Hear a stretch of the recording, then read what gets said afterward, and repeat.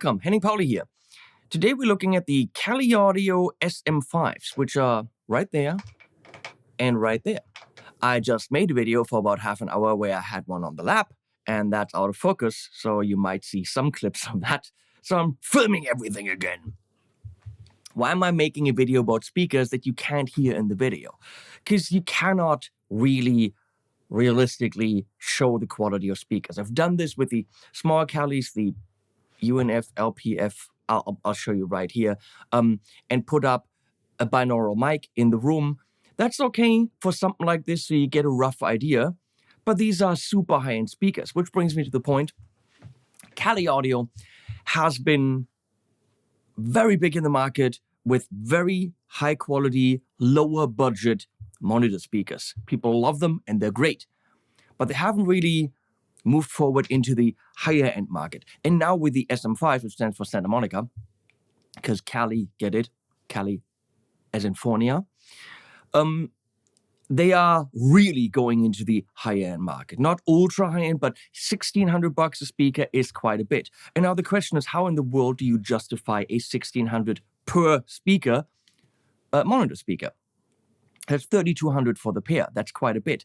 Now, where's the benefit in that? And without me being able to get you in the studio and experience them in the right spot, all I can do is talk about my experience. And I said to Cali, how am I going to review this? They want to pay me for the video, yes, but I mean, I have to test them realistically and give you a realistic, honest opinion. I said, all I can do is mix music and see what happens.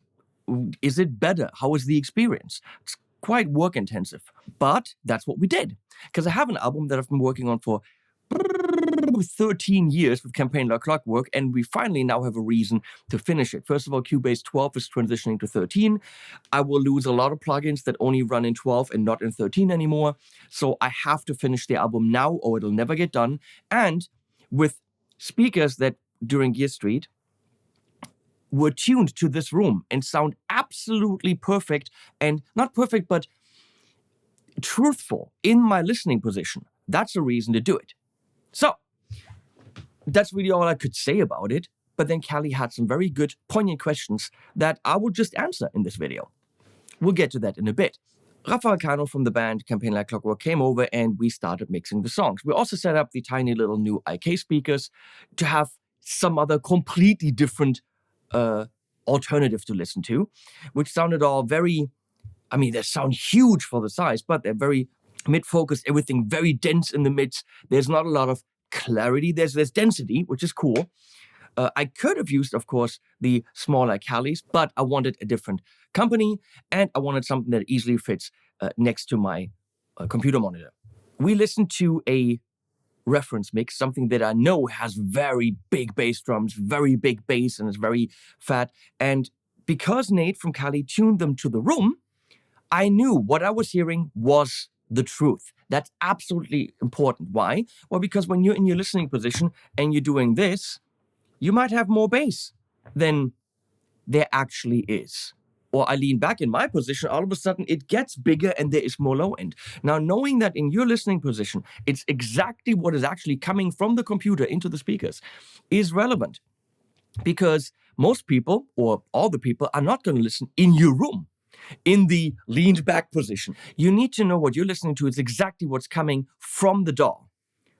Then, only then, can you make educated decisions over how much low end you need, where the kick drum is sitting, where the snare is sitting, are the vocals loud enough, are the sibilants on the vocals too much or not enough. So if the top end is accurate, you know, do you need more de-essing or not? And that's exactly what happened. In the reference mix that I listened to, the guitars were a little bit more bitey than I actually would want them. It wasn't super pleasant to listen to on these, but it was accurate. So they were a little bit more bitey than I want them. And the kick drum was not that huge. The bass was not that huge, which meant I needed it to get exactly where it was in that reference mix. And that's what we did. So I did put in more low end because the speakers I usually listen with actually in my listening position add more low end than there really is. So I'm careful with the low end. With these, I wasn't. I pushed it in there. I heard more detail on the vocals, I heard that there were more sibilants and I needed more de-essing. Those decisions I made based on these speakers and nothing else, and that really was valuable. So.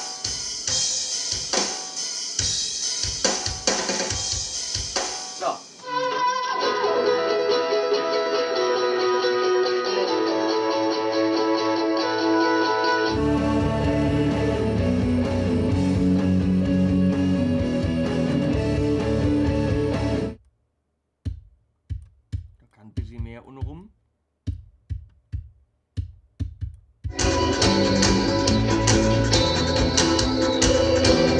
And yes, we pushed the guitars to where the 2.5K range was a little bit on the edge of too much. And then I knew it was right, because I did listen back on different systems and it sounded amazing. So yes, they did improve the mix. They really did. They are professional speakers. So you can look at the back and you can actually see that there isn't consumer connectivity. You've got XLR, which is fine, but you have AES EBU. I have pretty high-end interfaces and I don't even have AES EBU output. So it's definitely for higher-end environments. And there's a network, which I can't really tell you specs of these things. They're not up on the website yet. Coming out in a few weeks. And that's not what this video is about. The video is about the relevancy of higher-end speakers. Now, look it up on the website. If you're in the market for 1,600 a piece speakers, you're gonna go and check signal to noises and dBs and chassis sizes and weights and all that stuff on the website anyway. In the front, by the way, there's a little USB input under a flap, probably for software stuff. So let's get to Callie's questions. Do more expensive speakers make it easier to do any aspects of my job? One example here is making dick jokes on YouTube. Well, for the penis-related humor, you have to be kind of 12 in your head, and speakers don't help with that. Expensive, cheap, doesn't matter. You gotta be focusing on your inner child to do that. So no, they don't help. Hearing what the gear you're using is doing in a very detailed way. No, that doesn't help, because I review guitar stuff and there isn't a lot of detail in the top end. There isn't super mega low end. The guitar doesn't have massive transients like a drum would have. So for me, judging isolated guitar tracks and the gear making it, something like this isn't massively relevant. However, in my videos, I produce music. I have fully produced songs and I have to mix them and I want to achieve the best quality possible. See the light as it shines on the sea. Explain me, but no one knows. I should have seen in your eyes that this was last goodbye. But every time you want here, you make my world disappear. Now, something like this, for the mix, absolutely relevant. For the isolated guitar stuff, no. For mixing, yes, absolutely. I know I can trust them. I know it translates better to other systems. I hear all the detail on these Campaign Like Clockwork mixes. There were a lot of guitar tracks with effects and stuff, and a lot of detail that these could show. And if it didn't show it, and it wasn't there, I knew you actually couldn't hear it. So that meant get rid of the tracks or crank them up. Carve out some space in the mix. Yes, absolutely. The fact that they are very detailed and tailored to my listening position makes all the difference. Do I need a tool on this level, or is it nice to have? If you don't need it, does anyone need it? Do I need it? I could do my job as a guitar gear reviewer on other speakers, not a problem. When I'm mixing music, which I also do, but not really for international release. I have loads of songs, but I'm actually not publishing them. I don't believe in the streaming platforms. I think that's all bullshit. So I don't really release my music. There's a lot of music. There's albums full on my hard drives, but you don't get to hear it on streaming platforms, only on YouTube. I use it for my videos. But I still want the best mix possible, because for myself, personally, listening to it in the car, I enjoy it. I want to be better as a musician, composer, arranger, mix engineer, mastering engineer, and they help. But if you are, of course, a video producer for bigger releases, TV, whatever, if you're doing movie work, if you're doing music work, if you're actually a mix engineer, of course you need something on the highest level. Why would you go half-assed? If you know this is going to be enjoyed by millions of people, hopefully, you need to make sure that it's as compatible as possible. And saving a few $100 per speaker because why not? It'll also do the job isn't in any way cutting it. No, you want the best of the best. You always want to go to the maximum of the budget you have. For me, I always think any job is worth doing as well as you can. That's why I go ridiculous with cameras. That's why I go ridiculous with everything. For me, the thing that I interact with all the time needs to be as good as I can afford it. Computer mouse. This is your interface to your computer. Why have not the best one? That is literally the thing that I hold in my hand 8 hours a day. Computer monitor. I need a good one because I stare at that all day long. Cameras I work with all day long, so they need to be good. And of course, speakers. They're on all day long, so why wouldn't I have the best that my budget allows for? If you are mixing and you want a really high-end speaker that can be tuned to your listening position, check out the SM5. No question about it. I think they made these mixes better than they would have been without them. Are there advantages to having a speaker that is tuned for your space specifically? Well, obviously, if I can learn how my speaker sounds and that there's maybe a great mix listening here, but then I go in the car and there's too much bass. What I will do is go back in the studio and give it less space than I want here, so it doesn't sound quite the way I want it, but I know it translates to other systems. That's one way to do it. Learn your speakers and know that you need a bit more mid-Z 200 or let's say 600 so that it sounds right on other systems. But knowing I can trust these, knowing that I need to get the guitars to be a little bit more bitey than I want them, knowing that I need the bass and the kick drum pushed up a bit more so they sound the way I want them on these, that way it actually sounds right everywhere. That's what I learned with these. So having speakers that are tuned to your listening position, even though you have to do weird things that Nate did to train them, is worth everything.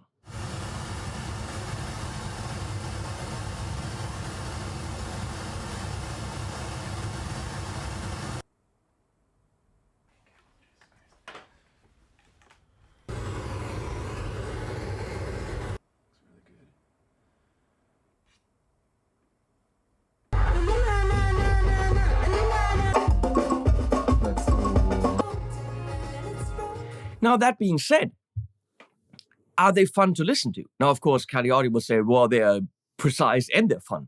I don't know about that.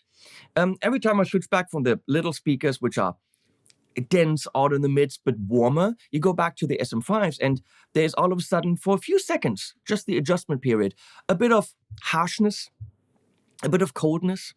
When I had my KS Digital 88Rs, I think they're called, they are big, they're massive, they're just a wall of sound pushing you over in my listening position without being trained to my listening position. They are subjectively more fun, but not as much, they're great speakers, but they're not as much helpful as these to get the mix out and work in other environments. These are also fun, but it's supposed to be a tool. The clarity, the trust you can put in them, that's what you're buying. This is a great question. Beyond need and workflow consideration, is it nicer to have better speakers? Is it more fun to work on something higher end? Are they nicer to look at? Do they reflect on your position as a studio professional at all? Also, let's tackle these things. Very good questions. Is it nicer to have better speakers? Again, if this is your job, why wouldn't you go and just do it on the highest level that your budget allows? Obviously you would. So is it nicer? Yeah, nice things are nicer. It's kind of a stupid question, but of course, nicer is nicer. Is it more fun to work on something higher end? I don't think it's about fun. As I just said, other speakers might be more fun. They might have more low end. They might sound bigger, whatever you want to call it. And it might be more fun for music enjoyment. But when you're mixing, that's not about fun.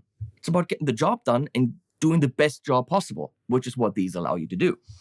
But also having a higher end speaker that you know is very good, very professional, looks professional and sleek, there's a psychological issue. Like with microphones in a studio situation, a vocalist stepping behind a microphone that's all shiny and big and has a big name on it will put them in a mindset where they demand more of themselves because now it really matters. That's what these did to me. I know they are super precise. I know they're tuned to my listening position. I'm now more aware that what I do counts and that what I do and the result is all based on my actions. The speakers aren't covering anything. I can't say, well, my speakers didn't really show that right. I know that a tool on a level like this demands me to be more professional. So psychologically, that does something.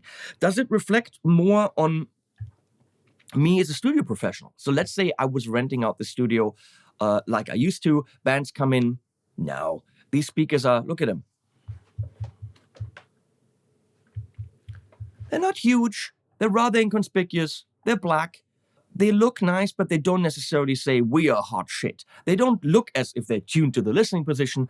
To the layman, to the average musician coming in here, they can't discern that this is something better than another speaker would be. So I don't think they reflect on me as a professional.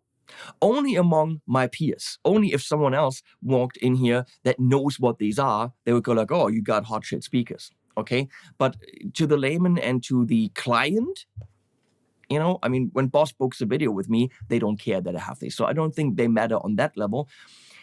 Psychologically, knowing that I'm working with something very high end pushes me to be a better mix engineer.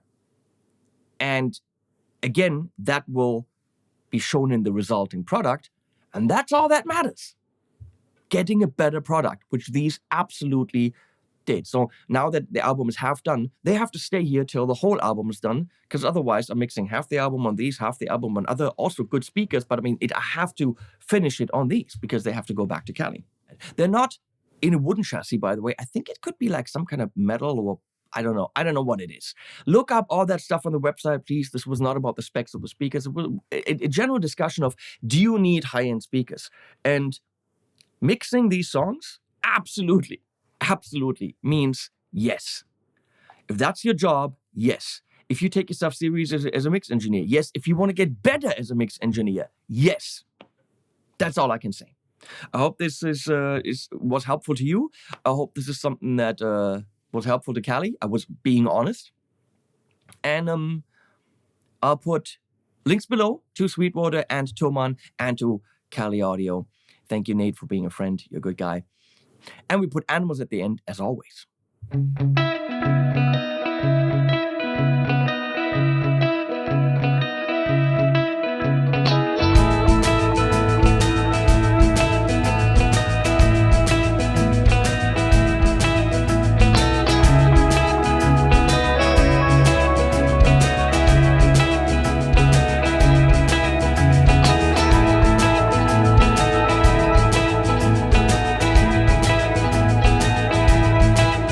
Cosmo!